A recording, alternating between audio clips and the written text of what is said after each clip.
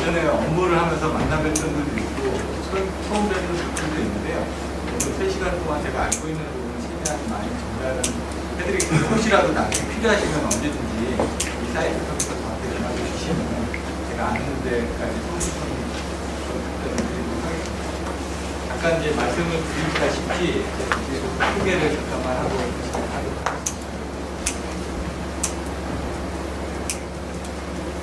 나이는 많이 먹지는 않았고요. 1972년생입니다. 공학번인데 47이거든요. 만으로는 46인데 제가 했던 업무는 이제 서울유일 엔지니어링 한 10년 동안 오전에 어제 배우셨던 그런 과정들에 대해서 업무를 진행했습니다. GIS나 시압이나 케이블이나 이런 쪽에 대한 부분 방향 측정을 하고 GIS 측정, A 측정, UHF 측정, 가스 분석, 그다음에 탄델타 이런 측정들 같은 경우 제가 진행을 했었거든요. 그런 업무들에 대해서 대략적으로 알고 있고요. 그다음에 안정부에서 하시는 업무들에 대해서 많이 했기 때문에 나름대로 업무하시면서 도움이 될 만한 그런 부분이 있을 것 같습니다. 보시면은 이제 98년도부터 해가지고 한 1호사 던전선 한 3개 정도를 제가 감리를 했기 때문에 제가 감리했던 현장 중에는 이건 선변하기 3대까지 던전선을 하는데 그런 케이스는 아마 경험을 하시기 좀 힘드셨을 겁니다. 오늘 과정 중에 사건 선변학기의 모델링 부분도 좀 자료를 넣어놨습니다. 안전진단이라는 게 여러분 하시는 그런 업무들을 했습니다. 차단기 쪽도 진단하고 그리고 좀 변압기로 모르드로 들어가서 닦아보고 다 했었거든요. 제가 안전서비스하고 이제 업무를 97년도부터 한 10년간 같이 하면서 그런 업무들도 많이 했고요. 여러분들 하셨던 그런 현장들도 아마 제가 들어갔던 현장들도 있을 겁니다. 그래서 2008년까지 서울유일 엔지니어링 관련된 부분에 대한 업무를 진행했었고요. 2008년부터 2015년까지 슈나이더 코리아에서 디지털 미터하고 디지털 보호계정 그런 쪽에 대한 이제 ICU 통신까지 해서 커미셔닝 엔지니어까지 업무를 했었습니다. 오토메이션 프로젝트는 매니저로 돼가지고 자재 발주하고 시공하고 기본 설계하는 그런 엔지니어를 수행했고요. 지금은 이제 도 엔지니어링이라는 그 발전 설계 하는 회사에서 발전 쪽에 대한 설계를 안전이나 안전성에 대한 이런 쪽으로 최근에는 신재생 에너지 관련해서 업무들도 진행했기 때문에 사업용 보호계정 시스템에 대한 전반적인 감정을 설명을 드릴 겁니다. 그리고 이제 여기 설명을 해놓은 것들은 제가 이제 예전에 다른 기관에서 한국 산업안전공단이라든가 안전기술권 같은 거 제가 여기 3번째 강의를 나오게 됐는데 그런 것들에 대해서 교육개선 자료를 전산해서 공유하고 있기 때문에 나중에 참조를 하시면 될 것 같습니다. 여기 설명드린 이제 김태형닷컴을 보시면요. 제 이름을 따가지고 그냥 만들었는데요. 어렵진 않고 이제 김태형닷컴을 들어가시면은 이와 같이 이제 제가 학원에서 한 4년 정도 강의를 했었거든요. 그때 했던 강의들을 오픈을 해놨습니다. 들어가시면은 각각 다운받으실 수 있게끔 다 링크를 걸어놨고 유튜브에서 다 다운을 받으실 수 있게 되어 있습니다. 가끔 제가 이제 교육했던 자료라든가 아니면은 여러 가지 여러분들 좋아하시는 여기 다 원하시는 이런 부분을 가져가시면 시간이 많지 않아요. 짧게만 설명드리고요. 웹하드는 제가 2000년도부터 공부를 했습니다. 저를 알고 계시는 대부분들이 아마 이 웹하드에서 자료를 다운받다 보니까 많이 알고 계실 텐데 지금 이게 한 20기가 정도 되거든요. 처음에는 한 제가 7기가부터 시작을 했는데 지금 20기가를 사용하는데 한 달에 한 56,000원씩 나가는데 지금 17년을 매달 한 56,000원 냈다고 하면 3만원 정도는 나갔다고 보시면 될 것 같아요. 근데 이제 제가 담배를 끊다 보니까 담배가 그걸 대신 사이트 운영한다고 생각하시면 될 것 같아요. 여기 들어가시면 이제 각종 교육 자료라든가 아니면 기사에 관련돼서 업무에 관련돼서 하고 있으니까 혹시라도 도움이 되시면 다운로드해서 사용하시면 될 것 같아요. 요거는 이제 제가 강의했던 동영상들입니다. 학원에서 강의했던 동영상들을 지금 뒤에서도 찍고 있는데 이런 것들을 다 찍어가지고 제가 이제 편집해가지고 다 무료로 오픈을 하고 있으니까 혹시라도 다들 지역에서 오시다 보니까 공부를 하시기 힘든 분들도 있을 텐데 여기서 이제 다운로드하는 방법까지 다 걸어놨기 때문에 이런 부분을 가지고 확인을 하실 수 있을 것 같습니다. 이런 자료들은 담당 교수님께 말씀을 하시면 공유해 주시고 그러면 이제 오늘 이제 교육과정에 들어가도록 하겠습니다. 사실 이제 사업용 보호개전 시스템이요. 보시면 좀 많이 어렵습니다. 저도 이 업무를 하는 데까지 20년 정도 걸렸지만은 할 때마다 어렵고 오늘 3시간 안에 이런 모든 과정을 다 설명드린다는 건 좀 어렵고요. 제가 보기엔 큰 틀에서 개념적인 부분을 설명드리고 여러분들 취입을 하면은 저나 아니면 또 주변에 계신 분들을 통해서 충분히 배우실 수 있는 그런 장을 만들어 가도록 하겠습니다. 6개 과정이 있습니다. 그래서 오늘 이제 3시간이 주어졌습니다. 9시. 그래서 2개 과정씩 1시간, 1시간, 1시간 정도 설명드릴 건데요. 사업용 보호개전 시스템은 안전공사에 계시다 보니까 안전공사에 대한 업무만 아시지 사실 이제 전반적으로 사업이 어떻게 이루어지는 내용을 모르시다 보니까 그런 전반적인 내용을 한번 제가 대략적으로 설명드리도록 하겠습니다. 개통 연계 기준도 마찬가지로 한전하고 이제 정전운전을 하기위해서 시스템을 어떻게 설계하는지 그런 내용들이 설명이 되는 거고요. 방향성 지락 개정기 같은 경우는 왜 방향성을 써야 되는지 그런 원리에 대해서 설명을 드리도록 하겠습니다. 역전력 개정기 같은 경우 모터링이라든가 이런 부분들이 있는데 이것도 간단한 개념 정도만 설명을 드리도록 하겠습니다. 이런 것들은 시험하는 건 어렵지 않습니다. 근데 이제 주파수 개정기나 거리 개정기 쪽으로 하면은 여러분들이 좀 시험하시기 힘들기 때문에 그리고 시험에 대한 내용보다는 개념적인 부분으로 설명을 드릴 거거든요. 그래서 주파수를 변화되는데 이게 로드 쉐딩하고 어떻게 연계돼서 운전되는지 그런 이제 컨셉 정도 설명드릴 거고요. 거리 개정기는 사실 이제 좀 어렵다 보니까 여러분들 거리 개정기라는 이런 거다 라는 정도만 설명드리도록 하겠습니다. 그래서 이론적인 부분만 들어가지 실질적으로 이제 테스트하기도 힘들기 때문에 그런 부분들에 대해서는 제가 보기에는 전문가가 아니고서는 제가 오늘 설명드리는 자료 정도만 알고 계셔도 어디 가서 업무를 하시는 크게 지장은 없을 것 같습니다. 사업용 보호개전 시스템입니다. 이제 여러분들 이제 안전공사에 다 근무를 하고 계시기 때문에 이제 사업용 검사업무 처리 규정에서 이제 검사를 하실 텐데 거기에 나와 있는 용어를 3개를 한번 적어봤습니다. 다가형 전기설비, 전기사업용 전기설비, 신재생 에너지 시스템. 그 중에 여러분들은 이제 전기사업용 전기설비에 대해서 배우시게 됐는데 여기 보시면 전기사업자가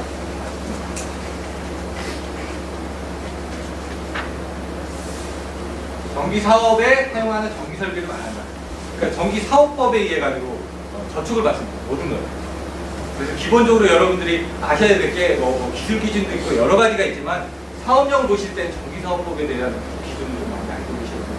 물론 이제 내선 규정이라든가 기술 기준에 대해서 근거해가지고 여러분이 검사를 하시겠지만 이 사업용 전기에 대한 발생부터 해가지고 인허가에 관련된 부분은 거의 전기사업법에 다 명시가 되겠습니다. 그래서 그런 정도만 참조를 하시면 되겠죠. 보호개전 시스템인데 보호개전 시스템이 회로가 구성이 되는데 뭐냐? 자동차를 제가 아침에 눈이 오는데 끌고 왔거든요. 아침에 그다음 5시 반에 일어나서 아침도 여기 와서 먹고 했는데 왜 늦을까봐 이렇게 했는데 자동차의 구조를 알면 좀 편합니다. 마찬가지로 보호개전기도 구조를 알면 편하거든요. 그래서 시스템이 어떻게 되면 보호개전기라는 건 어차피 운동을 하는 겁니다. 근데 입력을 받아야겠죠. 자동차도 운전을 하면 핸들이 있고 기름을 넣고 악셀레터 밟고 브레이크 밟고 하듯이 그런 부분만 정확하게 알고 계시면 됩니다. 그래서 보호개전기는 PT나 CT에 입력을 받습니다. 입력을 받아가지고 판정을 해가지고 문제가 생기면 문제 생긴 걸 출력을 내보내가지고 차단기로 이용해서 끊어주면 됩니다. 이 압력을 받는 부분, 유량을 받는 부분 이렇게 생각을 하시면 됩니다. 그래서 여기에 흐르는 물에 어떤 압력이라든가 유량 쪽에 문제가 생기면 밸브를 열어버리면 된다라고 여러분이 이해를 하셔도 충분할 것 같습니다. 여기 보시는 것처럼 PT, CT에서 현재 상태를 검수해가지고 압력이나 유량 검수해서 보호개전기가 판정을 합니다. 그래서 이상이 있다 하면은 그거를 차단기 쪽으로 시그널을 내보내서 조치를 하시면 됩니다. 근데 이제 PT나 CT 쪽에서 받아들이는 부분에 따라서 PT 쪽에서 받아들이는 건 UVR, OVR 정도가 있고 그런 것들은 어렵지 않은 겁니다. 이제 지락 시에는 이제 OVR을 받아들이고 CT 쪽에서 받아들이는 건 OCR, OCDR을 받아들일 겁니다. 근데 이제 오늘 배우는 이제 방향성 지락 개정기는 OCDR 개정기는 방향성이 들어가다 보니까 전압 요소가 반드시 있어야지만 됩니다.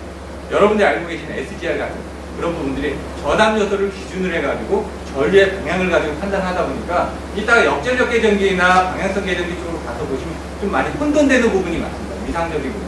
그래서 제가 설명드리는 건 개념적인 부분으로만 설명드릴 테니까 이걸 100% 이해를 하려고 하시지 말고요. 제가 항상 강의 때마다 설명드리는 게 왜 기가 두 개 있을까요? 혹시 아시는 분? 네? 네, 한 귀를 듣고 한 귀를 흘려버리려고 한 겁니다. 지금 오전 시간대니까 안 졸리시죠? 오후 시간대로 돌립니다. 그러니까 졸으시는 분들도 많거든요. 자기한테 필요한 것만 받아들이면 됩니다. 모든 거를 머리가 아픈데 그걸 다 짊어지고 가실 수가 없거든요. 아, 저런 것도 있구나. 만약 나중에 필요하면 내가 그때 들었으니까 그 부분을 그 강사한테 물어보거나 아니면 다른 분한테 여쭤보시면 됩니다. 다음 거에 한번 보시면은 전기사업법에 의해서 산업통상자원부에서 발전사업 허가나 이제 절차를 어떻게 운영하고 있는지 2015년 1월 기준으로 작성한 자료입니다. 산자부에 가서 보시면은 이제 산업통상자원부가 이제 세종시에 있는데 거기에 보시면 9명으로 구성된 정기위원회가 있습니다. 거기다 전기사업허가를 신청을 합니다. 그러면 이게 그 기간이 60일입니다. 용량에 따라서 틀려집니다. 3,000kW 이상 이하. 3,000kW 이상은 전기사업법에 의해 가지고 산업통상자원부로 신청을 하게 됩니다. 기간은 60일인데 지자체도 60일입니다. 똑같이. 전기위원회, 심의위원회라고 얘기하죠. 위원회에서 심의를 하는데 그리고 나서 심의가 끝나고 나면 사업허가를 내줍니다. 그리고 나면 이제 공사계 인가를 내요. 산업통상자원부. 전력산업과에 가서 인가를 내요. 인가를 내고 나면은 인가를 낼 때 이제 물어보죠. 이제 뭐 개발의 경우가 끝났냐, 사전 환경성 검토가 끝났냐, 뭐 이런 부분들을 물어봅니다. 그게 끝나고 나면 인가가 떨어지고 나면은 이제 사용자공사 공사를 착공하고 공사 기간이 뭐 1년이든 걸리겠죠. 1년 이후에 사용자공사하고 그다음에 상업 운전을 한 다음에 나중에 사업 개시 신고까지 하게 되거든요. 사업이다 보니까 돈에 관련된 부분들이 있다 보니까 여기 보시면 돈에 관련된 부분들이 들어갑니다. 그리고 업체에 대한 특수목적법인 SPC에 대한 관련 자료들이 들어갑니다. 그래서 여기 보시면은 발전사업 허가를 내는 부분, 사업 허가를 내는 부분하고 그다음 환경영향평가라든가 아니면 개발행위 허가 같은 경우는 이제 의제로 들어갑니다. 건축허가 여기 보시면 각종 법이 있다고 보시면 여러 가지 법이 들어갑니다. 국토위한 개발에 관련된 법, 도로법, 그다음에 산림법, 뭐 문화재법 여러 가지 법들이 들어가다 보니까 골치 아프거든요. 아, 이런 게 있구나. 여러분들 하시진 않지만 이런 절차에서 힘들게 진행이 된다는 정도만 알고 계셔도 될 것 같아요. 지자체 정기사업 신청 서류입니다. 이건 3,000kW 이하의 경우. 근데 이제 내용은 거의 비슷합니다. 그러다 보니까 뭐 큰 부분은 없고요. 여기서 보시면은 여기 구청이나 시청 쪽에 이렇게 접근을 하게끔 되어 있습니다. 부침 서류도 비슷합니다. 통정관계 일람도, 배치도, 상태도, 위치도, 건축번호 이런 것들이 있고요. 그 다음에 각종 이제 건축물 대장에 증빙 서류도 들어갑니다. 요거는 이제 제가 최근에 했던 이제 그 연료전지 발전의 발전사업 허가증 샘플을 한번 넣어놨습니다. 요걸 봤는데 60일이 걸리는데 이제 서류 준비하는데 또 시간이 많이 걸려요. 항상 여유있게 준비를 하셔야 됩니다. 발전사업 허가 추진 단계를 크게 4단계로 한번 정리를 해봤습니다. 첫 번째 단계. 발전사업 허가를 신청하는데 3,000kW 초과인 경우는 산업통상자원부사가 3,000kW 이하는 시도지사로 진행을 하는데 서류들은 비슷하더라. 그래서 검토가 끝나고 나면은 이제 그 공사계 인가가 들어갑니다. 그래서 처음에 이제 서류를 준비해서 사업허가가 나야지만 여러 가지 절차를 진행할 수 있기 때문에 그런 사업허가 단계가 있고요. 그 다음 사업허가가 끝나면은 실제로 할 수 있는지 각종 이제 개발행위 허가라든가 환경영향평가를 받습니다. 그리고 그게 끝나고 나면 이제 공사계 인가를 받고 그 다음에 착공이 들어갑니다. 착공이 들어가고 나서 공사가 끝나고 나면 사용자 공사가 끝나고 거기에 대한 사업 개시를 하면서 이제 돈을 취득을 하는 거죠. 그걸 이제 여기서 4단계로 설명했고요. 여기서 3단계로 설명을 했습니다. 사업허가 신청을 내고 개발행위나 뭐 환경영향 평가를 받아서 사업허가를 취득하고 나서 공사를 하기 위해서 공사계획 인가나 신고를 하고 그 다음에 개통 연계를 통해서 돈을 벌어들입니다. 그래서 태양광이라든가 신재생에너지 많거든요. 신에너지하고 재생에너지, 신에너지 3개, 재생에너지 8개에서 총 11개의 신재생에너지를 국가에서 지금 계속 작년에 아마 당분간은 그런 부분에 대한 것들이 많이 여러분들이 접하시게 되는데 그때 여기에 나와있던 그 기준에 의해서 보호개전 시스템들이 조금 복잡화될 거기 때문에 그런 내용들을 참고로 보겠습니다.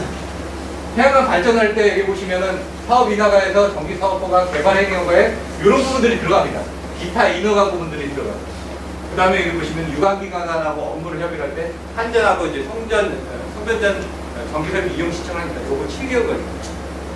발전회사 등록하는데 뭐 시간은 별로 안 걸리는데 10만원에서 한 5천만원에 연회비를 내야 됩니다. 사업용 전기설비 사용자공사 한국전기안전부에 여러분들 각각 지사에 이제 신청하겠죠. 그리고 이제 에너지관리공단 발전차익 지원을 위한 설치하기는 2001년도부터 2011년도까지 지원이 됐고요. 지금 폐기가 됐습니다.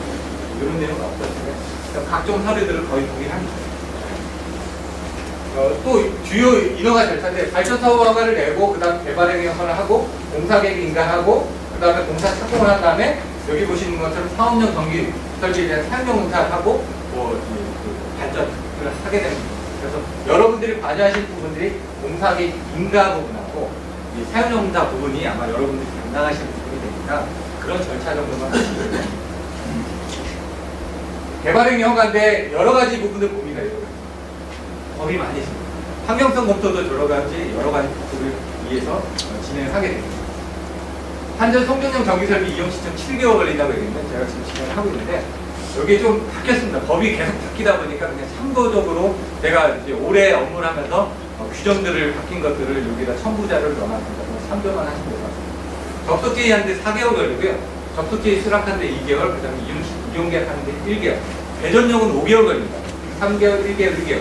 그리고 한 번 서류에 넣었다가 빠꾸 맞으면 한 달씩 걸립니다. 그러다 보니까 보통 1년 전에 이제 시행을 하셔야지만 되겠습니다. 공사기간이 있기 때문에 공사 착공하면서 이제 송전용 전기설비 시형, 이용 시청이 들어갑니다. 그때 이제 수용 시청도 들어가야 됩니다. 전기 사용 시청. 그게 이제 6kW 이하 이상으로 좀 나눠졌어요. 요즘 이제 유행하고 있는 ESS 쪽도 또 이제 전기 사용 시청이 복수가 또 따로 있습니다. 그런 것들은 업무하실 때 좀 찾아보시면 됩니다. 발전기 등록 업무입니다. 전력거래도.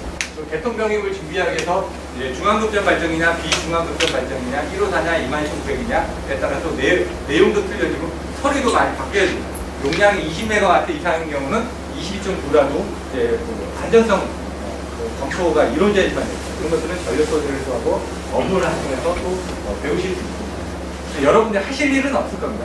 저는 이제 제가 필드에서 직접 이 업무들을 다 해봤기 때문에 지금 이 내용들이 어떻게 이루어지는지 알고 있고, 그래서 이런 것들은 처음부터 끝까지 어떤 절차가 이루어지는지 한 번쯤은 알고 계셔야지 여러분들이 어디에서 어떤 업무를 하고 계시는지 그런 개념적인 부분을 설명을 드리겠습니다. 참고로 제가 우리 학회다가 예. 학회들 하다가 600kg 하나씩 하자고 신청을 해봤어요. 예. 예, 그 전체적인 흐름을 한번 설명드릴 테니까 한번 좀 보시면 될 것 같습니다. 나중에 따로 연락을 주시면 태양광 쪽에 관련된 자료를 보내드립니다. 제가 신청해가지고 이제 하는데 지금 신청이 하고 신청 끝났지. 그걸로 이제 아까 시켰는데 그다음 공간에 이야기가 하는 게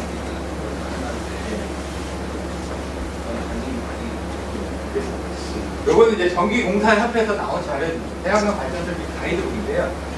하신다고 하니까 조금 내용을 조금만 더 디테일하게 들어가도록 하겠습니다. 발전소 허가를 하고 있고요. 300W 이하기 때문에 지자체로 하시면 됩니다. 그 다음에 발전소 공사를 하고 사용용 공사를 하고요. 근데 용량에 따라서 이제 저압으로 수전을 받느냐, 고압으로 수전을 받느냐인데 600kW는 고압 수전입니다. 500kW 이상부터. 그렇게 하시면 상관없고요. 예, 그 용량이 이제 태양광도 옛날에는 용량이 작은 경우는 안전관리자 선임을 안 해도 되는데 자꾸 법이 바뀌어서 20kW인가 10kW가 돼가지고 20kW 이상이면 전기안전관리자를 선임을 하셔야 됩니다. 전력수급 계약을 체결하는데 이게 이제 PPA라고 해서요. 1MW 이하는 한전하고 거래를 해서 한전으로부터 돈을 등록해요. 1MW 이상은 전력거래소부터 돈을 받아요. 그래서 발전사업 계산을 하는데 RPS라는 게 뭐냐면 리니어블 포토볼리 스탠다드 해가지고 여기 RPS라는 용어가 뭔지만 한번 설명드리면요. 발전소들이 이제 이산화탄소를 많이 발생합니다. 그래서 기후변화 협약 때문에 이산화탄소를 줄여주기 위해서 법적으로 이제 규제를 많이 합니다. 자기 발전 용량의 몇 프로 이상을 신재생 에너지를 이용해가지고 이산화탄소를 저감해라. 이게 이제 RPS입니다. 의무적으로 할당을 하는 겁니다. 그래서 용량의 이런 발전량이 100MW다 3% 4%고 단계적으로 하면서 100MW면 3%면 3메가, 3메가를 이제 그 신재생 에너지를 이용해가지고 이산화탄소를 저감하는 활동을 국가한테 보여줘야지만 됩니다. 그래서 그거를 알리시라는 주식처럼 된 거를 이용해서 자기네들이 발전소를 못 지으면 다른 데서 사는 겁니다. 주식. 그래서 말씀하셨던 태양광이라든가 각종 신재생 에너지 중에서 발전하는 거에 대한 것들을 알리시로 주식으로 공급을 하게 되면 저희가 그거를 사서 메꾸는 겁니다. 그런 법적인 할당량. 그런 정도로만 생각하시면 됩니다. 알리시가 1MW당 뭐 얼마나라고 해서 그걸 이제 주식으로 거래를 한다고 생각하시면 됩니다. 풍력발전은 또 많습니다. 법이. 되게 복잡하니까 이런 게 있구나라는 정도만 알고 계시면 될 것 같고요. 요건 여러분들이 많이 보시는 공사계획 임무가 신고 길잡이입니다. 사업용 같은 건 발전, 충전, 나눠집니다. 발전 같은 3000kW 이상은 산자부 쪽에 인가고요. 3000kW 미만에 대해서는 지자체 신고로 들어요. 물론 이제 공사계획 같은 경우는 인가냐 신고냐에 따라서 틀리는데 저항 같은 경우는 되게 편하게 갈 수가 있습니다. 만약에 저항 같은 경우는 시청에 신고만 하면요 안전공사의 공사계 인가 신고를 안 내도 되고요. 나중에 사용용 공사만 하시면 됩니다. 이런 것들이 규정이 좀 완화됐기 때문에 그 용량을 어떻게 쪼개느냐가 나중에 배관 업무를 얼마나 줄일 수 있느냐가 또 됩니다. 저는 22,900 1호사 다 해봤는데 22,900 같은 경우는 송변전 같은 경우는 여기서처럼 산자부 인가가 아니라 신고기 때문에 지자체 신고사항이기 때문에 편하게 갈 수가 있어요. 근데 이것도 이제 거리가 짧은 경우는 신고조차도 필요가 없습니다. 그래서 대부분 발전소 안에서 한전하고 연계하는 부분은 송전수로가 짧거든요.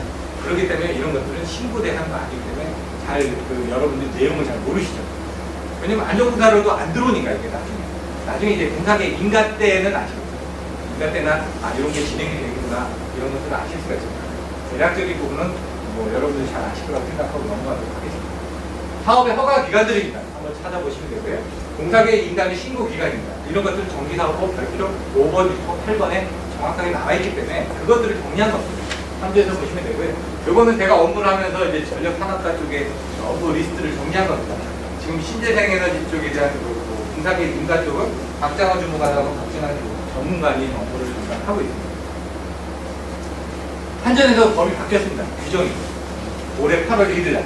그러니까 한전에 아까처럼 어떤 신청을 하게 되는데 그거를 어떻게 하냐면 그전에는 대전 쪽으로 연결할 때는 지사나 지점의 고객지원부로 가서 그게 이제 전력공급부나 이제 대전부나 내선과나 이런 쪽을 통해서 업무를 진행을 했었습니다.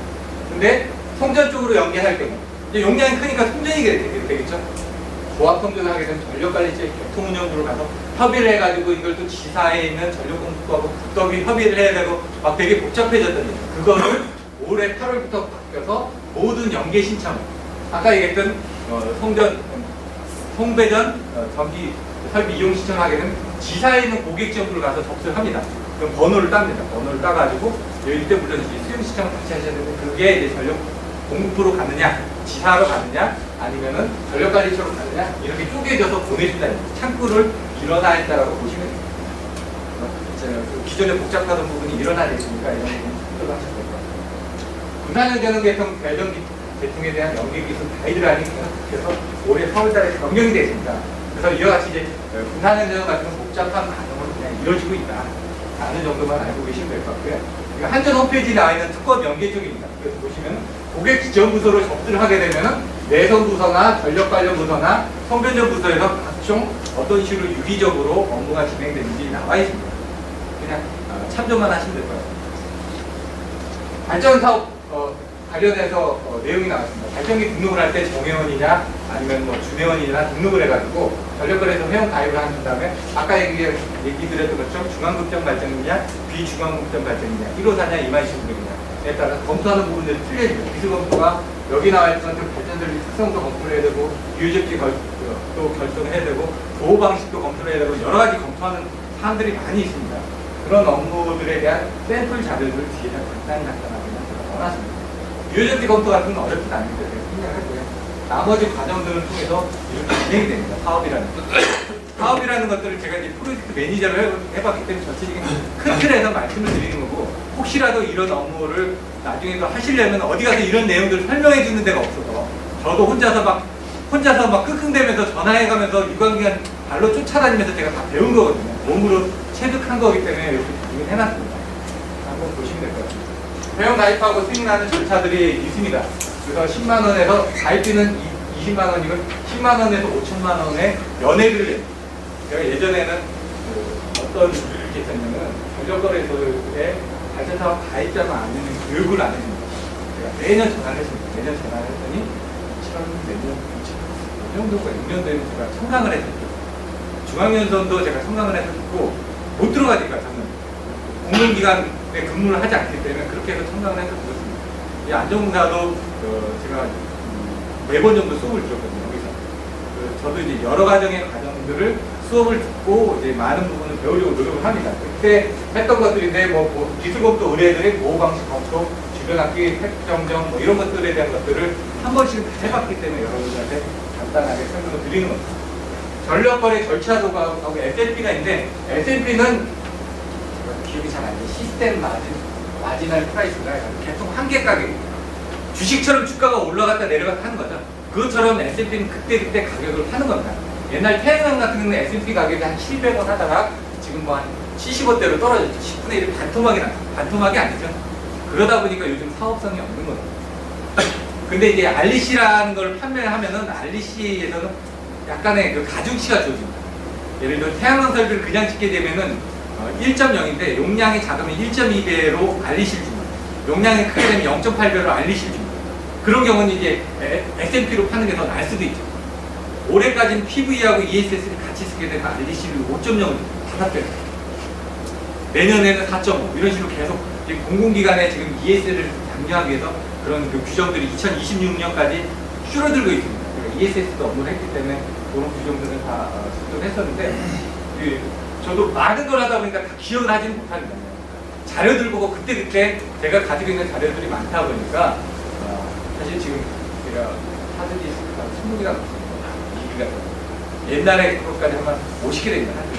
500메가짜리도 있고 1기가짜리도 있고 옛날에 자료를 많이 모으다 보니까 많이는 가지고 있는데 그걸 다 보지는 못합니다.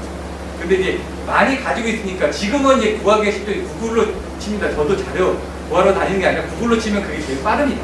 근데 예전에는 자료를 얻기가 힘들다 보니까 그런 자료를 통해서 많이 공부를 했습니다. 이거는 이제 땡땡 에너지 쪽에 대한 그 전력거래소 쪽에 이제 발전기하고 선변전 설비에 대한 보호 방식을 검토했던 그 자료입니다. 선변전 설비, 발전 설비에 대해서 검토를 의뢰를 했습니다. 그래서 발전사 쪽이 돼가지고 저희가 의뢰를 했고 전력거래소에서는 이 의뢰한 거에 대해서 일부 정정상을 이제 안내를 줬습니다. 빨간색은 빼는 거. 모성보호 같은 경우는 이제 중복돼서 뭘 하니까 OCR 같은 거 필요 없다. 87계량기가 있으니까 그거가 있으니까 빼라. 그렇게 해서 보시는 것처럼 송전선로, 모선, 발전기 대기배단기, SAT, UAT 쪽에 대한 부분들을 가지고 이런 것들을 중복되니까 빼버려라 라고 이제 안내를 받아서 이제 협의해서 빼버리게 됩니다. 마찬가지로 발전 설비들에 대해서 여기 이제 1층형 설비인데 하나만 있는 거니까 서울에 지금 무슨 지구에 이제 지금 있는 겁니다. 여기 같은 경우는 또 지금 27 같은 경우 중복이 되니까 59인 같은 경우는 OVGR 같은 경우 전환조선은 중복이 되니까 빼버리거나 보완을 하나라고 제시를 했습니다. 거의 보시면 저희가 이제 이런 것들을 제시를 할 때는 한전이나 이제 안전공사나 아니면은 각종 기준에 의해서 설비를 설계를 합니다. 설계를 하다 보니까 크게 누락되는 부분은 없을 겁니다. 엔지니어를 사니까. 근데 이제 일부 누락되는 것들은 이제 전력거래소에 이제 얘기를 해주는데 이런 것들은 오히려 빼라고 이제 안내를 받은 겁니다. 저기 같은 경우는 이렇게 알람 요소로만 사용하라고 좀 다운그레이드를 시켜주는 그런 부분들도 있고요. 이제 안전공사 조직구들입니다. 제가 처음에 입사했던 회사가 이제 안전공사에서 계셨던 분들 차린 회사다 보니까 유명한 강창원 사장님이 차린 회사에 많은 부분을 배웠습니다. 그래서 기술 사업자, 이제 기술 진단부나 정보기 쪽 업무도 옆에서 많이 보고 배웠고요. 성남경력 쪽에 이제 진단하는 그런 부분들 이제 제가 해외에 업무 나갔을 때 제가 옛날에 요르단 갔더니 그 안전공사에 계신 분들이 2분 나와가지고 현장의 설비를 이렇게 진단을 하시더라고요. 그때 이제 제가 커미셔닝 엔지니어로 가서 서포트하고 그렇게 배우는 것도 있고요. 제 같이 다니던 직장 동료가 지금 이제 진단 사업부에도 이제 근무를 하고 있습니다. 전력설비 검사처의 업무를 통해서 사업용 전기설비에 대한 업무를 진행을 하게 돼 있습니다. 보시면은 인터넷에 다 나와 있습니다. 요즘 직원 찾기로 하시면 여러분의 정보도 다 나옵니다. 퇴직하시면 바로 없애버리더라고요. 12월 2일자로 퇴직하신 분을 들어갔더니 내부 시스템에는 나오는데 직원 찾기는 안 나오더라고요. 자, 여기 제가 업무를 할 때 이런 식으로 다 자료를 찾아가지고 그 남자들한테 물어봤어요. 왜냐면 아는 사람 통해서 갈 수밖에 없으니까 잘 모르니까. 자, 여러분들의 교재는 없습니다. 여러분들의 동료들의 사진들 구해가지고 아는 분들 통해서 이제 물어보면서 찾아서 업무를 합니다. 최근에 업무를 하러 방문해가지고 사진을 찍어가지고 업무할 때 도움을 받습니다. 사용용 검사들 여러분 너무 잘하시기 때문에 설명을 하도록 하겠습니다. 복합화래 같은 여러 과정에서 진행을 하고 있다. 이런 것들은 좀 넘어가도록 하고요. 시간 관계상 화력 설비 같은 게 좀 간단해집니다. 복합화래 같은 게 ST, 스팀 터빈하고 가스 터빈이 같이 있다 보니까 이제 복잡해지는 거고요. 공정에 따라서 틀려집니다. 풍력 발전 같은 경우 여러 분 가서 시험을 합니다. 롯데리 지어지고 나면 시험을 하고, 시운전할 때 시험을 하고, 또 정상적으로 부하운전할 때 또 시험을 하고요. 여러 가지 최대 또 한 3번 정도는 시험을 하신다고 보시면 돼요. 연료전지 발전도 한 3번 정도 시험을 합니다. 수변전 설비 쪽, 그다음에 스택 쪽에 관련된 부분, 스택이 이제 저쪽 전류로 가해서 부하운전을 할 때 시험 정도. 그래서 기본료가 3배 이상 나가기 때문에 안내를 하실 때는 상용공사할 때 봤더니 저는 그 기본료 부분이 왜 이렇게 많이 나오는지 모르겠는데 이 얘기를 들어보니까 연료전지 같은 한 대당 성전 설비까지 해서 한 700만 원 정도의 상용공사 비용을 받으면 된다. 예산으로 잡아라라고 그 과장님, 여자분 과장님과 이름이 같은 그분을 통해서 지금 안내를 많이 듣고 있습니다. 태양광 같은 경우는 지금 이와 같이 이제 이루어지고 있는데 태양광은 조금 간소화는 됐습니다. 용량이 작기 때문에. 요거 제가 최근에 ESS 업무를 했었는데 그때 이제 그 좀 보통 이렇게 4번 선변압기는 인버터용 정류계는 다 들어있습니다. 근데 4번 선변압기를 여러분들이 다뤄보실 일이 없을 거예요. 이 정과정에 이제 전력계통 보장전류 계산이 있는데 그 모델링 하는 부분에 대해서 좀 설명드리고자 한번 넣어봤습니다. 여기 보시면 이제 고압 수전 설비입니다. 기존에 22,000 수전 받아가지고 3,300 저항 접지로 되고요. 저항 접지 내에서 중간에 20MV 쪽에 지금 4메가짜리 PCS 용량을 달았습니다. 키압은 4메가인데 1메가짜리 PCS 용량이기 때문에 여러분들 검사받을 때는 이 1메가와트 기준으로 산정하게 되어 있습니다. 그리고 각각 4메가와트 아웃씩 해가지고 총 12메가 아워에 배터리를 달아서 지금 충전을 해서 이 계통의 ESS를 피크컷 용량으로 사용하고 있습니다. 이제 보시면은 이런 다원전 변압기, 각변이에 대해서는 이따가 오후에 변압기 그 고계전기 시스템 쪽에서 각변이가 뭔지 이런 것들을 설명을 드릴 겁니다. 근데 여기가 저항 접지인데 Y 결선인데 여기 접시가 돼 있느냐 안 돼 있느냐에 따라서 이 계통이 흐르는 사고 전류가 틀려집니다. 그래서 그걸 한번 모델링을 해봤습니다. 여기 아까 보셨던 고압반입니다. 고압 차단기가 있고요.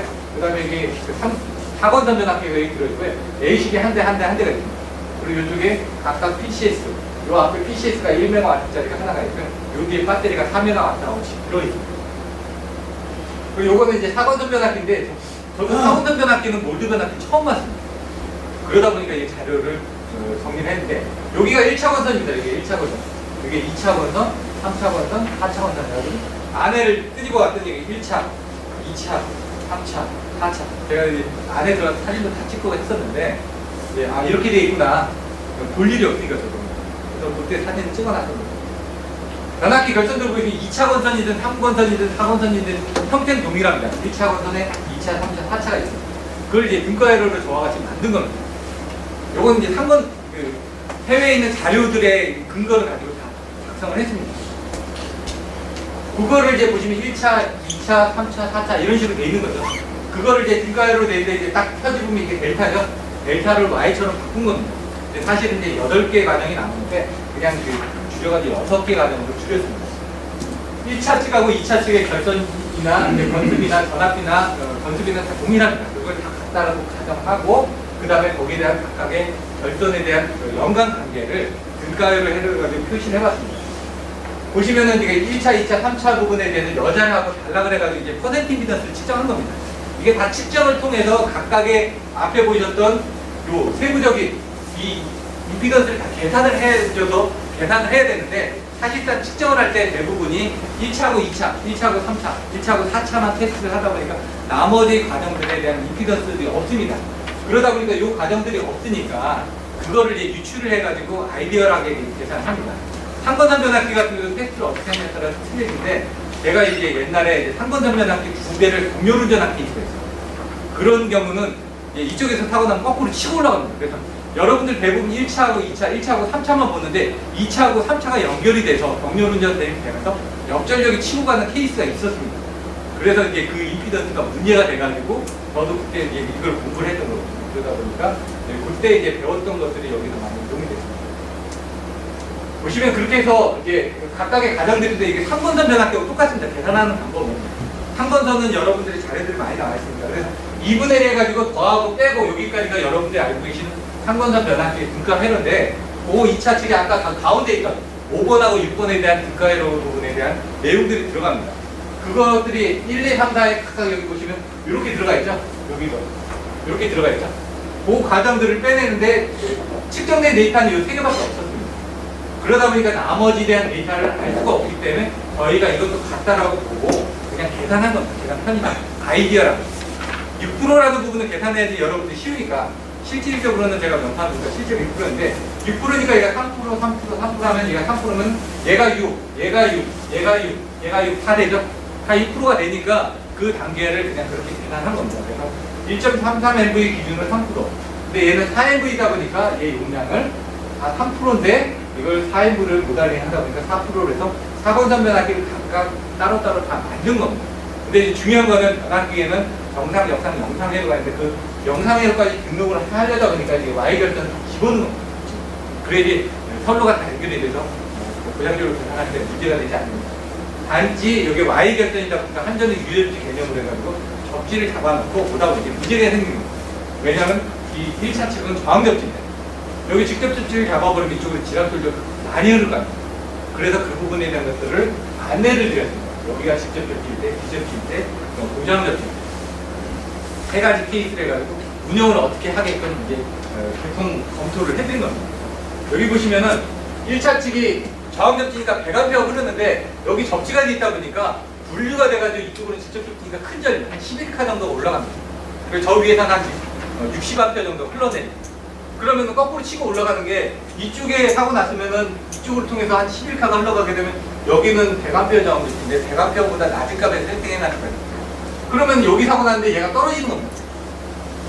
그러니까 타선로 사고 시에도 얘가 떨어져 버리니까 문제가 되는 거죠. ESS 통해서 계속 공급해야 되는데 옆에 사고 날 때마다 떨어지면은 자기네는 발전을 못 하는 거니까. 그래서 이걸 비접지 또는 아니면 여기 100A 계통이니까 영향을 미치지 않는 10A 저항 접지로 설계를 하게끔 안내를 해서 사례입니다. 그래서 사실 이런 것들도 이제 그냥 단순적으로 보는 게 아니라 큰 개념에서 자꾸 보다 보면 문제점을 여러분들 보실 수가 있습니다. 여기 보시는 것들은 단락줄입니다. 단락줄은 빨간색인데 지금 변동이 없습니다. 다 똑같습니다. 결선에 따라서. 그래서 그 결선에 따라서 문제가 없다는 걸 보여드리기 위해서 한 거고, 요거는 이제 결선에 따라서 지압줄리가 노란색으로 표시되는 좀 틀려지게끔 됩니다. 대통 연계 기준이니까 조금 이제 어려우시겠지만 시간 관계상 제가 좀 빨리빨리 넘어갑니다. 보호개념 분야 기준서입니다. 여기서는 한전에 대한 내용들이 많이 나옵니다. 다 규정이기 때문에 여러분들이 그냥 그렇구나 라고 생각을 하셔도 될 것 같습니다.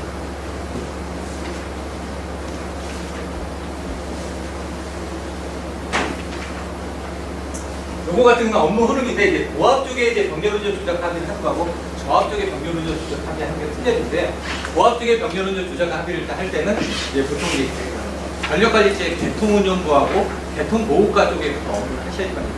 근데 저압 같은 경우는 지금 병렬운전 조작 합의를 나중에 하실 건데 태양광 나중에 그거는 어렵진 않습니다. 알아서 그 한전의 지사에 있는 고객지원부를 접수를 하시면은 그 배전과나 내선과 전력공급부에 배전 운영부 쪽하고 내선과가 있거든요. 그쪽에서 알아서 그냥 다 검토를 해줍니다. 그렇기 때문에 문제는 아마 없으시겠죠. 고객이 지사나 지점을 방문합니다. 또는 지역본부를 방문해가지고 접수를 합니다. 접수를 하면은 이거에 따라서 요 안에서 해결이 되는 경우가 있고요. 정확하게. 고압이 되게 되면 전력관리처로 넘어갑니다. 전력관리체의 개통운영 분야, 개통보호 분야, 송변전 운영 분야, 변전 운영 분야, 각각의 부서하고 유관 부서를 업무 협의를 하다가 필요하면 본사 쪽에 질의를 하기도 하고요. 필요하면 전력거래소 쪽에도 용량에 따라 각종 이제 병렬운전 조작 합의서 체결을 하기 위한 기타 과정들입니다. 이런 게 있구나. 저도 옛날에 그 남서울전력관리체에 직접 가서 이 업무를 다 했었거든요. 롯데월드의 발전기가 옛날에 돌았을 때 이 업무를 하느라고 했는데 지금은 돈이 비싸서 안 들리죠. 왜냐면 한전 요금이 싸거든요. 피크컷 하려고 썼었는데 요즘은 뭐 ESS로 이렇게 많이 바뀐 거예요. 수법 배전 설비인데 분산형 전열 설비 같은 경우는 단락이나 지압 보호를 하기 위해서 방향성도라든가 아니면 전압, 주파수, 역주류 개념 이런 것들을 설치합니다. 여러분들 위해서 이런 과정들에 대해서 오늘 배우시게 되거든요. 나머지는 뭐 이제 비동기라든가 뭐 여러 가지 과정들인데 이런 것들을 참조하시면 될 것 같습니다. 송변전 보호의 송변전 기준서에 보시면 보호 방식을 검토하기 위한 자료 제출 자료가 나왔습니다. 이게 병렬운전 조작 합의를 하기 위해서 검토하는 겁니다. 아까 보시면은 송변전 전기설비 이용 신청을 하고 나서 과정에서 선정 검토하고 보호 방식 검토하고 하면서 이런 그 부분들을 검토하게끔 됩니다. 이런 자료들을 차지하시면 되는데, 제가 옛날에 그 풍력종, 영양풍력 쪽도 제가 10년 전에 한 번 했었는데 거의 발전기에서 다 자료를 봤습니다. 2500분의 1의 등도선도도 있고 뭐 여러 가지가 있습니다. 그 보호계정기에 대한 ACDC 시간수도 있고, 변압기 차단기 자료 있고, 단전기수도 있고, 각종 안에 있는 스펙 자료들 있고, 그런 것들을 하나 묶으면 책 한 권이 나오는 거예요. 그런 것들을 다 받아가지고 넣어주시면 됩니다. 단지 어떤 서류가 필요하다라는 거 정도만 여러분들이 참고적으로 알아두시면 돼요. 요건 이제 그 성변전 보호 안에 보시면은 그 계통의 형태에 따라서 어떤 식으로 시스템을 꾸며야 되는지 안 되라고 있습니다. 1호사의 2회선인 경우, 22,900의 2회선인 경우, 1회선인 경우, 공기기인 경우, 유도기인 경우, 유도발전기인 경우, 용량이 30메가 이상인 경우, 기아인 경우, 이런 식으로 가지고 딱 나와있기 때문에 그 시스템들로만 꾸며서 주시면 됩니다. 한전에서 그렇게 원하니까 그렇게 꾸며주시면 되는데, 단지 여기서 이게 점선을 내가지고 일부는 빼도 되는 부분들이 있다는 것만 알고 계시면 됩니다. 샘플이니까 나중에 그 성변전 보호에 대한 내용들에 의해서 검토가 됐기 때문에 여러분들이 고객 측에 대한 부분들은 한번 보실 필요가 있습니다. 근데 이제 사실 이 고객 측에 대한 부분은 한전에서 다 검토가 이루어집니다. 이루어지기 때문에 한전에서 빠꾸 맞으면 여러분들이 그 세부적인 내용까지는 사실 보실 기회는 그렇게 많지는 않을 것 같아요. 이게 DC 시퀀스가 있고요. 각종 이제 보호계정 규율에 따라서 세팅하는 부분들이 있는데, 32 역전력 계정기가 있다 보니까 32 PQ를 한번 설명드리면 25W 15B입니다. 그러면 아주 작습니다. 보통 그걸 P값으로 계산하는 거예요. P를 W로 계산한다. 25W면 조금만 역전력이 바깥으로 빠져나가도 그냥 떨어뜨려라 이건. 이따가 뒤에서 다시 한번 또 설명을 드리도록 하겠습니다. 연계 검토인데 이거는 제가 기숙사 시험 공부를 하면서 배웠던 부분이 있습니다. 이거 같은 경우는 분산형 전원을 할 때 이렇게 썼습니다. 정보를 받으니까 고독해서 한상 차량 술을 혼자서 거꾸로 마셨다. 정보를 받고 고독하니까 단상을 차려놓고 술을 거꾸로 마셨다. 이렇게 외우거든요. 분산형 전원의 개통 용기식 문제점. 저는 뭐냐면 전압변동입니다. 이거는 뭐죠? 모율도인가요? 이건 다 기억이 안 나서 나중에 보시면 이것만 생각이 나고 밑에 내용이 생각이 안 되고 모조파입니다. 이건 단도분전입니다. 이건 단락용량입니다. 이건 상불평형입니다. 이건 역률, 이건 주파수. 사실 어렵지가 않습니다. 나중에 여러분들이 이 안에서 기사를 갖고 계신 분들이 있을 텐데 이런 식으로 키워드를 만들어가지고 외우는 겁니다. 내가 이거에 대해서 업무를 안 했는데 어떻게 이걸 압니까? 모르니까 이런 식으로 키워드를 만들어가지고 외우는 겁니다. 여기 보시면 전압변동 있죠? 전보, 보호협조. 보호협조 있죠? 전보, 보, 보조파 있죠? 도, 단도분전. 단도분전 있죠? 전보, 보도, 단락률량 있죠? 단탕. 상불평은 상, 역률이 있네. 주파수가 또 어디 있을 거죠? 이런 식으로 이제 외우시면 돼요. 이건 한 가지 팁이고, 여기 보시면은 연계선로에 대한 선로보, 그 다음에 부대보, 단독개통 방지 같은 이런 부분들을 여러분들이 업무를 통해서 배우실 수가 있습니다. 연계선로 보호 부분에 대해서 아까처럼 연계선로 부분, 안은 손해 쪽에 대한 부대보, 그 다음에 단독운전 방지, 이렇게 크게 세 가지로 나눠지는데, 이게 이제 연계선로에 대한 단락이라든가 이런 부분이고요. 이 분해보호에 대한 단락 부분이 되는 거고요. 그 다음에 분해 부분에 대한 지락 부분이 되는 거고, 자동 재패로 부분이 되는 거고요. 보호 방식 검토가 되는 거고요. 거기에 대해서 보시면은 이거는 연계 선로에 대한 단락 지락, 저전압 부분이 되는 거고, 이건 단독 운전 방지에 대한 설비 보호가 되는 거고, 이건 분해 보호에 대한 단락 지락이 됩니다. 근데 이제 여러분들 보시는 것들이 요거는 이제 선로 보호 쪽이니까 한전 쪽이겠죠. 그러니까 여기 분해 보호 쪽에서 이 단락하고 지락 쪽에 대한 방향성 개념기들에 대해서 오늘 설명을 드릴 거고요. 단독 운전 방지를 하기 위한 주파수 계정기에 대해서 설명을 드릴 거고요. 그 다음에 선로 보호를 하기 위한 역전력 계정기에 대해서 설명을 드리겠습니다. 그런 컨셉 정도만 여러분들이 이해를 하시면 됩니다. 여기 이제 아까 설명드렸던 거하고 동일합니다. 여기서 타선로에서 서운합니다. 근데 22,900에 Y결선 되어 있는데 보셨나요 혹시? 일반적인 수용가는 22,000 변압기에 Y결선을 하지 않습니다. 왜냐하면 Y결선 하면은 접지를 해야 되고, 접지를 하게 되면 외부선로 사고시 순환절 접지선을 통해서 순환전력이 흐르다 보니까 메인반이 떨어집니다. 그래서 22,900은 한전하고 연계해서 병렬운전을 하지 않는 수용가 같은 경우는 거의 다 델타결선 됩니다. 근데 한전하고 연결하는 순간 무조건 Y결선을 해야지만 돼요. 1호사도 Y결선. 그 Y결선을 하되 중성점에 이제 피레기를 달아가지고 플로팅 전투를 해가지고 DS를 제껴놓고 운전해요. DS를 넣는 순간 외부에 지락 났을 때 선로에 대한 귀환이 돼서 문제가 생깁니다. 여기도 Y결선을 하다 보니까 여기서 사고 났는데 사고 전류가 이쪽으로도 흐르지만 이쪽으로도 흘러서 이렇게 타고 들어가는 겁니다. 그러다 보니까 여기는 OCR 계정기가 동작하니 이거 방향성을 가지고 보호 방향을 이쪽으로만 봐서 이쪽으로 흘러가는 전류는 동작하지 마라. 이렇게 세팅을 하는 겁니다. 그렇죠? 그러면은 얘도 방향성인데 얘가 여기 51을 씁니다. 51하고 61을 쓰는데 항상 여기 먼저 떨어집니다. 먼저 떨어지게끔 합니다. 얘는 지연 요소를 해가지고 이쪽으로 전류가 흘렀을 때는 좀 늦게 떨어지게끔 세팅을 하는 겁니다. 아니면은 이쪽으로만 했을 때 떨어지게끔 한다. 그런 식으로 이제 바꾸는 겁니다. 그래서 한전 측 타선로 고장 시 수전 측 가전류 계정기가 오동작하는 사례가 있는데 이때는 방향성 가전류 계정기를 이용하시면 됩니다. 그게 외부 고장 전류 시에 1초 이상 설치돼가지고 이쪽 한전 측 보호 계정기가 우선 차단을 해가지고 이쪽 선로는 운전이 가능하게끔 그렇게 보호를 해야 된다. 이렇게 나와 있습니다. 이게 이제 한전에 나와 있는 내용들입니다. 한전에 나와 있는 그 부분을 보시면 똑같이 등가위를 그려봤는데 여기서 사고 났습니다. 사고 났는데 이쪽으로도 전류가 한전에 있는 변압기 쪽으로도 흐르고 수용과에 접시되어 있는 쪽으로도 흘러서 들어오겠죠. 양쪽으로. 근데 여러분들이 22.9를 하실 때 고장전류 계산 열심히 하시는데 딱 그냥 알고 계시면 됩니다. 이쪽에 고장전류는요 7카 정도 나와요. 7카. 22,900. 6에서 7카. 근데 12.5카 차단기 썼죠. 그러니까 전혀 문제 없습니다. 모압적도 가서 문제 없습니다. 다 그 고장전류가 그거 이상은 다 나오기 때문에 문제 없는데 여러분 다 지금 저압 쪽에 가는 거시면 380이나 220이나 440 쪽에는 케이블 길이가 20m, 30m, 50m 되는 거에 따라서 뚝뚝뚝뚝 떨어집니다. 왜냐면 거기는 이제 보시면 여기 2차 측이 380이죠. 메인 같은 경우 보통 보시면은 30카 이상이 됩니다. 차단기 뭐 25카, 뭐 32카 이렇게 돼 있죠. 카수가. 그 다음에 내려가면 10카, 14카 됩니다.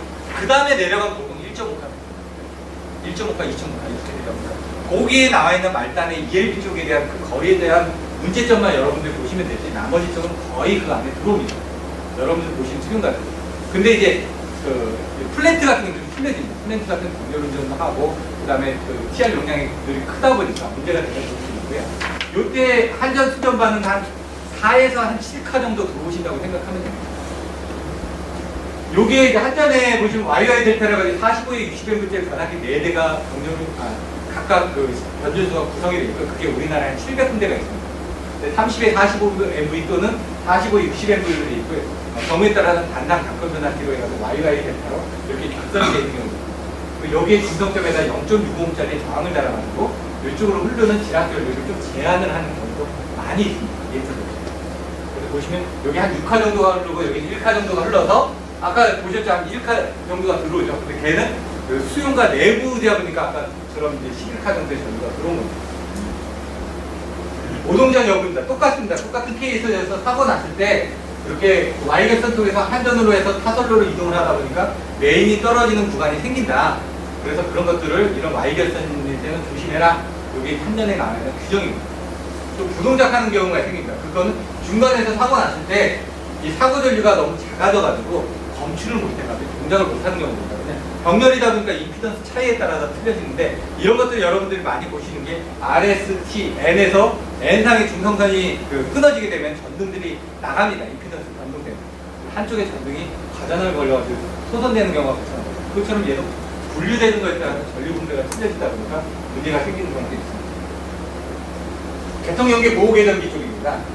보셨던 것처럼 여기 단락전류 계정기, 지락전류 가정기, 방향과전류 계정기, 방향성 지락 가정기, 그다음 제페로 계정기, 동기건축 계정기, 저전압 계정기, 가전압 계정기, 유전력, 32P, Q, 그다음에 부족전력, OFR 이렇게 나와 있습니다. 간단하게 설명드리면은 다 아시기 때문에 간단하게만 한번 설명드리도록 하겠습니다. 가전류라는 거는 댐이 있습니다. 댐이 있는데 오늘은 이제 눈이 많이 왔는데 비가 많이 오는 거예요. 물이 차 있는데 비가 조금씩 오면 늘어나는 댐 수문으로 올라가게 되면 안 되니까 그때는 그 올라가는 부분을 보고 문을 엽니다. 수문을 R상, S상, T상에 문을 각각 여는 게 이제 과전류 계정입니다. 과전류 계정에는 한시하고 순시가 있습니다. 한시는 한정적인 시간을 가지고 동작하는 거고 순시는 순간적으로 빨리 동작을 하는 겁니다. 근데 순간적으로 빨리 동작하는 건 쓰나미 같은 어떤 큰 전류가 들어오면 빨리 동작해야 돼요. 쓰나미가 되는 건 지진이 일어나면 쓰나미가 일어나요. 그래서 예를 들어 저쪽 남반구 쪽에서 사고 나면 한 12시간 정도면 그 지진에 의해서 해일이 다른 쪽에 북반구 쪽으로도 해일이 온다고 합니다. 그래서 그걸 보고 이제 일본에서 지진 나면 우리나라 쪽으로도 해일이 오는 겁니다. 어디에서 나냐? 일본의 이제 그 서쪽에서 나면 우리나라 쪽에 안 오겠죠. 일본의 동쪽에서 지진 나면 우리나라 쪽에 지금 동해안 쪽으로 해일이 올라오게 됩니다. 그렇게 되는 부분이고 순간적으로 하는 부분. 그러다 보니 여러분들 50, 51을 하게 되면은 이게 순시입니다. 먼저 동작. 여러분 많이 헷갈리시는데 먼저 동작하니까 순간적으로 동작하니까 얘가 순시, 얘는 늦게 동작하니까 한시. 한정적인 시간으로 동작하는 건 순간적으로 동작합니다.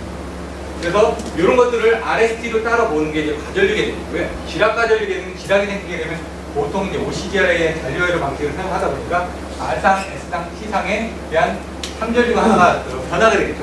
커지면 그 백타압이 깨지면서 얘가 깨지면서 그 차전류만큼을 이용해서 동작하는 게 지락 가전류게 됩니다. 그 지락 가전류의 형태에 따라서 잔류회로를 쓰든지 관통용 제트시트를 쓰든지 아니면 뭐 여러 가지 방식을 쓰겠죠. 삼번전 시트를 쓰든지 그런 부분에 대한 내용들을 여러분들이 알고 계실 거고요. 방향성 가전류 계정은 그게 이제 전압 부분이 포함이 되는 거예요. 제페로 계정기는 지중 같은 건 제페로 하지 않습니다. 타거나 가공 같은 건 수목이 접촉했을 때 수목이 접촉하게 되고 잠깐 무조건 떨어졌다 할 거 아니에요. 눈이 쌓이면서 그때는 컬러를 잠깐 죽였다가 그게 떨어지면 다시 투입하는 겁니다. 그 다음 동기검출 계정기는 동기를 보고 투입을 하는 겁니다. 25 계정기 같은 경우는 주파수하고 전압 변동폭 안에 들어오면 됩니다. 그래서 이런 것들은 어떤 게 있냐면 발전기하고 병렬운전하고 할 때 예를 들어 발전기 위상은 이렇게 돼 있는데 수용가의 위상이 이렇게 돼 있습니다. 그 두 배 전압의 크기가 차이나면 이제 빡치기가 날 때 2배 정도의 전압에 걸리면 차단기에 극간의 2배 전압이 걸리면서 차단기에 겹치지 못하게 됩니다. 그래서 이제 그런 것들을 주의하기 위해서 보통은 뭐 5% 내지 10% 이내, 보통 5% 이내의 그 위상까지도 봅니다. 위상이 이렇게 비슷한 상태에서는 크기가 차이가 나더라도 큰 차이가 없으니까 그런 상태에서 투입이 들어가게 됩니다. ATS나 이런 것들도 다 그런 것들을 보고 들어가게 됩니다. 저전압 같은 경우는 이제 전압이 떨어집니다. 사고 나면 전류가 많이 흐르겠죠. 대신 이제 전압은 떨어집니다. 과전압에 걸릴 일은 별로 없습니다. 그거는 이제 그 뒤접치 계통에서 이제 지금 간헐적인 지락사고 많이 났을 경우 그때는 이제 그 과전압에 걸리는 경우가 있는데 과전압에 걸리는 케이스들은 많지가 않아. 근데 유전력 계정 예, 발전을 했을 때 그 발전량이 바깥으로 나가는 게 유전력 계정입니다. 그래서 32P 같은 경우는 어떤 거냐면요. 모터링이 뒤에 나오는데요. 간단하게 생각하면 이겁니다. 이제 발전기를 돌리려면은 여기 발전기가 있습니다. 여기 연료가 있습니다. 연료를 보일러에 넣어서 떼웁니다. 떼우면 증기가 나옵니다. 증기가 이제 제열기, 가열기 이렇게 해가지고 급수가열기를 통해서 이렇게 순환이 되면서 공기열기도 있고 이렇게 해서 터빈을 때립니다. 터빈을 HP를 때리고 LP를 때리고 해서 그 복수기 통해 가지고 순환을 해서 이렇게 되는데 이 발전기가 돌아가야 되는데 들어올 때는 이 스팀이라는 부분이 필요하잖아요. 근데 스팀이 떨어졌습니다. 스팀이 떨어졌어도 얘는 회전기다 보니까 돕니다. 그러니까 결국은 이렇게 돼 있는데 발전을 받아가지고 얘가 지금 안 되잖아. 처음에는 발전기가 돼가지고 이쪽으로 해서 한전으로 공급을 하고 있었습니다.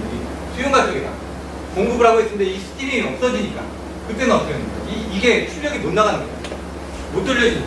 그러면 얘는 이제 관정에서 돌다 보니까 거꾸로 한전을 해서 전기를 받아서 전동기가 돼요. 그럼 전력의 방향이 반대로 됐잖아요. 내가 한전 쪽으로 공급을 하고 있었는데 내가 받아들이니까 그때는 어떻습니까? 얘 연결된 축이 있을 텐데 이쪽은 안 돌고 있는데 얘가 혼자서 돌아버리죠. 이쪽이 다 아작나 버리잖아요. 그래서 터빈에 대한 이상이라든가 이런 것들 생겼을 때 전류의 방향이 결국 전력의 방향이 전압은 동일하게 걸립니다. 그 전력을 이용해서 얘가 모터링이겠구나. 그렇게 판단을 해가지고 이쪽을 스탑을 시킵니다. 스탑을 시켜서 발전기를 보호하고자 하는 게 32P 계정입니다. 32Q 계정기는 여기서 사고가 납니다.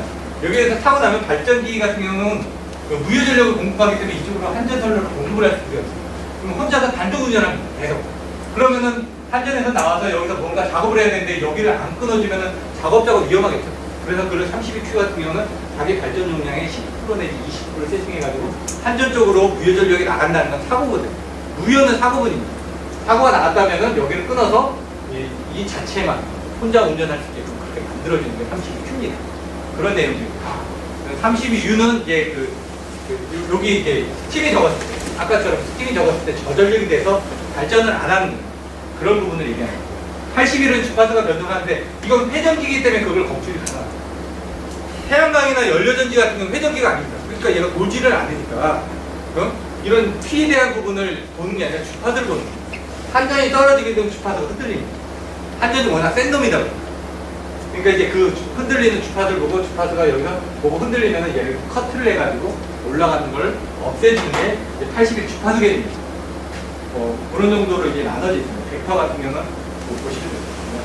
그 다음에 ESS입니다. ESS 부분은 간단하게 한번 보시면 될 것 같습니다.